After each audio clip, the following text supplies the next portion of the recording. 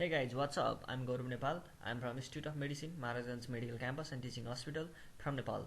And today I'm going to discuss about the pathology of glioblastoma. Glioblastoma is a CNS tumor of WHO grade 4 and the most common site for glioblastoma is frontal and temporal lobe. Glioblastoma is one of the common tumor of adult brain. The most common site are temporal lobe and frontal lobe. These are the most common site for glioblastoma. Now let's talk about the associated mutation with glioblastoma. These are very high yield mutation. Associated dehydrogenase mutation. It is highly associated with glioblastoma, usually secondary glioblastoma, which develops mainly from the low grade CNS tumor and tumor protein 53, that is TP53 mutation. TP53 mutation is also associated with glioblastoma, and the other disease associated with TP53 mutation are Li-Fraumeni syndrome and osteosarcoma. I think you guys know that. And ATRX gene mutation is also associated with glioblastoma. PTEN gene mutation is also associated with glioblastoma. Can you tell me the other type of disease associated with PTEN gene mutation? Yes, name it. PTEN gene mutation is associated with endometrial hyperplasia and prostate adenocarcinoma. Note it down. Now, the other gene mutation associated with glioblastoma is epidermal growth factor receptor mutation, and the other gene mutation is MGMT gene mutation. MGMT gene mutation is associated with DNA methylation. It is associated with DNA methylation. Now, let's talk about the gross picture of glioblastoma. Gross picture of glioblastoma is it is extensively necrotic, and you can see hemorrhagic area. And usually it occurs in one cerebral hemisphere, but sometimes it may cross the cerebral hemisphere as given in this image.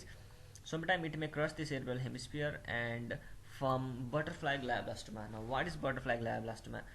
Sometimes glioblastoma from one cerebral hemisphere may cross the corpus callosum and extend into other cerebral hemisphere, and it may form a butterfly-like shape, and it is known as butterfly glioblastoma. It is more clear in this MRI. You can see the coronal MRI and axial MRI, and this is the glioblastoma crossing the corpus callosum, and it is forming like tumor like a wing of butterfly, and it is known as butterfly glioblastoma. Now let's talk about the microscopic feature of glioblastoma. You can see serpentine necrosis here. You can see serpentine necrosis. This is serpentine necrosis, and the microvascular proliferation is prominent. You can see blood vessel here, and you can also see proliferating blood vessel here. The proliferating blood vessel is due to the action of vascular endothelial growth factor, and the expression of vascular endothelial growth factor is due to hypoxia. Hypoxia induces VEGF. You can also see pseudopalisading here. You can see tumor cell pseudopalisading here. Now, what is the difference between pseudopalisading and actual palisading? In actual palisading, the tumor cells actually fence or cover the fence or circumscribe the tumor necrotic area, but in case of pseudopalisading, these cells are not actually fencing the necrotic area, but they are actually migrating away from the necrotic area. And because of the hypoxia present in this necrotic area. Necrotic area is hypoxic.